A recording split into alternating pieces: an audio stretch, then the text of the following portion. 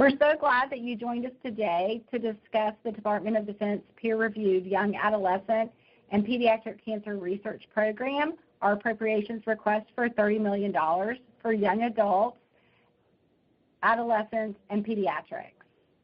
Today, we're going to talk about who we are, and we want to tell you thank you, and then we're going to go over exactly what is the DoD CDMRP, and then talk a little bit about the case for the DoD supporting AYA and pediatric cancer. And then we'll talk about an appropriations timeline, let you know how you can help, talk a little bit about advocating in 15 minutes or less, and then talk about ways you can help us grow support for this request. I'm Dean Crowe, the founder and CEO of the Raleigh Foundation for Childhood Cancer Research. We are based out of Atlanta, and we support childhood cancer research and some AYA research across the country and in a few other countries. And I'm Erin Seidenburg. I'm the Advocacy and Grants Manager at the Raleigh Foundation for Childhood Cancer Research. And I'm Beth Baber. I'm the co-founder and CEO of the Nicholas Conor Institute, and we're based out of San Diego. And our mission is to bridge the gap between the promising discoveries in academia and having them reach the clinic. First of all, we want to tell you thank you. Thank you so much for your support and signing on to the appropriations letter that went to the chairman and ranking member of both the full Appropriations Committee and the Defense Appropriations Subcommittee. In a very short time, we gathered 210 nonprofit organizations to sign on to this request in support of. These organizations include two group organizations, the Children's Oncology Group, which is comprised of over 200 children's hospitals in the U.S. and internationally. We also had Critical Mass, the Young Adult Cancer Alliance, with over 200 member organizations also sign on to the appropriations request support letter. Additionally, we had many oncologists and researchers that are also in support of additional research funding, and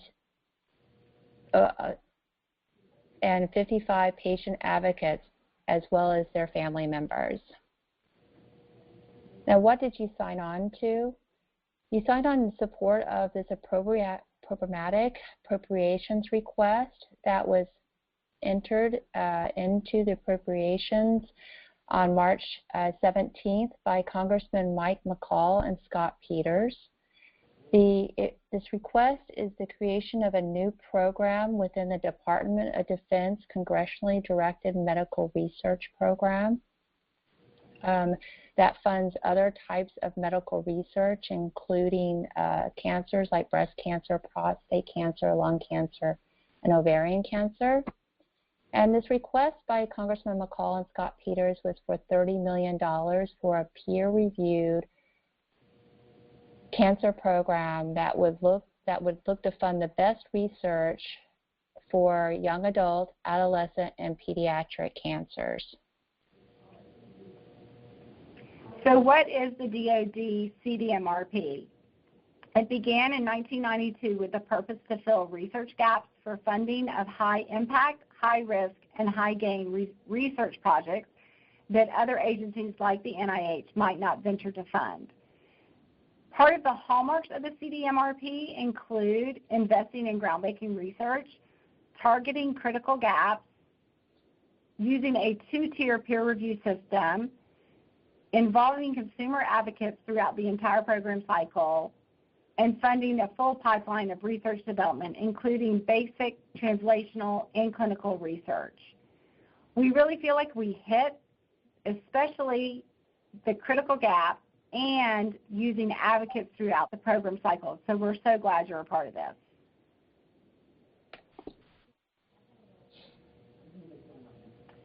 So as Beth Ann mentioned earlier, this is part of the Congressionally Directed Medical Research Program, and this program has a budget of over $1 billion. So we're looking to get $30 million out of that $1 billion budget. So if you'd like to learn a little bit more about the CDMRP, you can find their latest annual report, which is from FY17, on their website. And then we took what you'll see on the right-hand side of your screen from that report. And as you can see, there are some cancers already funded within the CDMRP. That's breast cancer, lung cancer, ovarian cancer, prostate cancer, and then also something called the peer-reviewed cancer research program. Most of these cancers are for people who get them later in adulthood. They don't tend to affect AYAs and pediatrics, so that's why we think there should be a $30 million line item specifically for cancers that affect that age group. And you can also see within the peer-reviewed cancer program, last year, well, in FY15, there was 367 applications submitted. It has not been released how many of those will be funded for FY16, but that kind of gives you an idea of how competitive this peer review process is.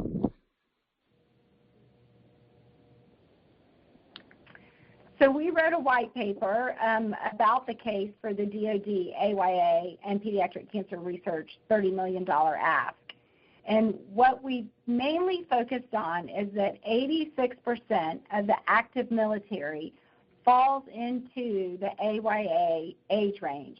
If you include their children, 90% of our active military fall within the AYA and pediatric cancer age range set by the NIH. Yet, as Erin showed you in the budget, there is not a direct line item for AYA cancer or pediatric cancer. And we feel like this then speaks to the mission of the CDMRP, which is to fund underfunded cancers. If you look at the most common cancers by age group, you will notice that those age groups do not fall into prostate cancer and other cancers, if you go back to the budget, that are heavily funded by the CDMRP. So we are asking that they will add this line item in order to help take care of the active military population. Also, I believe it's 56% of the American population falls into the AYA and pediatric cancer age range. Also, one thing that we did note through our research that I found out when I was writing the white paper is that although some of the cancers will share the same name as older adult cancers, biologically these cancers are very different. And the NIH has clearly stated that they need to be studied so we can find the best therapeutic treatments for these specific cancers. Also, there's a huge gap in clinical trial participation by age. You'll see that many children from birth to 14 are enrolled in clinical trials. There's a huge drop-off between 15 to 19, which are our younger AYAs, and then a massive drop-off between 20 to 25, and it even goes lower in the other age groups. So we also would like to see within that $30 million there be more clinical trials available for AYAs. Now, on March 17th, the request by Congressman McCall and Scott Peters was submitted to the Appropriations Committee. On March 28th, the support letter was sent to the chairman and ranking member of both the full committee and the Defense Appropriations Committee. Now, it's going to be very critical between now and mid-May that we make our voices heard and target the Appropriation Committee members. They need to hear from us that this program is needed, and they need to hear why this program is needed and how it would not only benefit the constituents in their districts and states, but the rest of the American population, and especially the Department of Defense and our active military. When during mid-May, they will make the decision of whether this request would appear on what they call the chairman's mark. The chairman's mark will be discussed during defense appropriations hearings, which will occur sometime in late June to early July. And then before Congress leaves for their fall recess, the defense budget will be finalized. Once Congress returns after their August recess in September is usually the time period in which the defense budget is voted on, and majority of the time, it's usually one of the first appropriation bills that are passed. So we're going to tell you how you can help. You can help us by targeting the House Defense Subcommittee members. And here we have the list of the Republican members and the Democrat members. We have their names and the states in which they are from. The reason why there are more Republican members than Democrat members is that the Republicans have the majority in the House. And how can you help us identify those that may have contacts with these members? You may be a member, you may be a constituent of their district or their state, in which please let us know if you would like to help us advocate personally for this request. Think about who you know, who your friends may know. Ask your board members who they may know that may have a connection of 1 degree or a couple degrees from these members, and just try to think outside the box. It could be your neighbor, it could be someone from your school, or maybe even a relative that may live in one of these states or in these congressmen's districts. The congressman's staff respond to those that are close in geographical range. So if you're in the district, you have high priority. If you're not in the district but in the state, then that's the next level of priority. And it gets more difficult to get them to really listen that we need this program if you are not within that state. So it's very important to identify the constituents, their constituents that are willing to advocate for this request. And if you do know someone, yourself or a family member, a friend, a board member, etc., please have them contact Erin, and Erin's email is down below. So another thing that we would like your help with is to grow support for this request.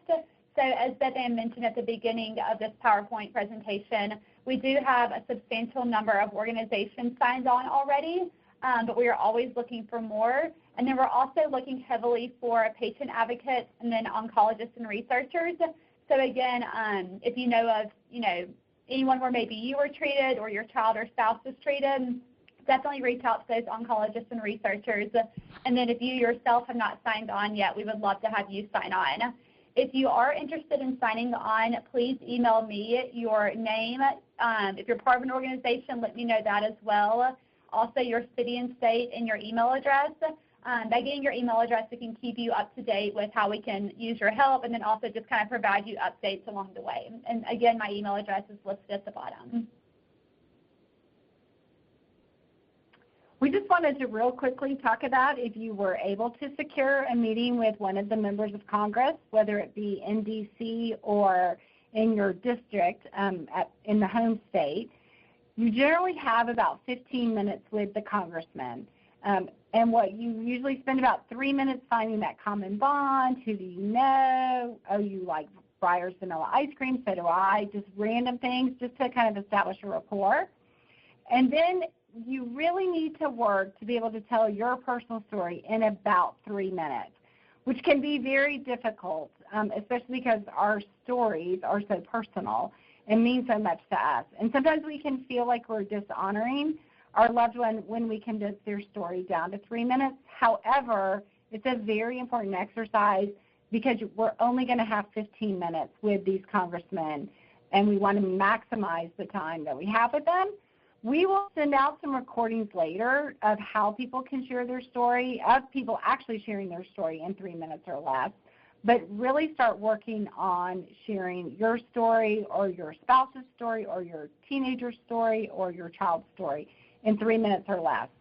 After you do that, you can relate your story to the overall problem and the issues that are accompanying with this, and then you want to provide the solution, and the solution, of course, is the $30 million line item in the CDMRP, and talk about how that is important, how AYAs and pediatrics are not a line item within the CDMRP, and then you want to walk away with next steps, follow up.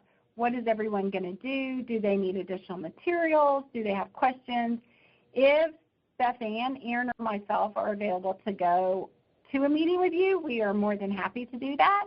We will provide you with the white paper. We will provide you also with a one-page summary of the white paper and the letter with the signatories on it. So really you want to maximize your time, and basically you have 15 minutes to advocate for this request when you get your appointment. And it's very important to respect that 15-minute time limit so that you come across as professional, you know what you're talking about, and you want the congressman to really want to support this. And you also want his staffers to want to support it. So we know y'all are going to do a great job with this. So finally, these are kind of your call to actions and things that you can get you and your friends to do. First of all, think about who you might know on the House Defense Subcommittee. And as we said earlier, just think a little bit outside the box. Think of, even if it's not a personal connection, if it's a second-degree connection, third-degree connection. And then also we would like to collect more signatories. So send me your list by the end of this month. So say you post something on Facebook and collect 10 or 20 signatures, just send that to me by the end of April. And then also work on developing a concise and compelling 3-minute personal story like Dean just spoke about. If you have any questions or anything, or want to send me the list of signatories, my email is again down at the bottom, along with a phone number to reach me at. So thanks again for tuning in today, and we look forward to working with you guys in the future. Thank you.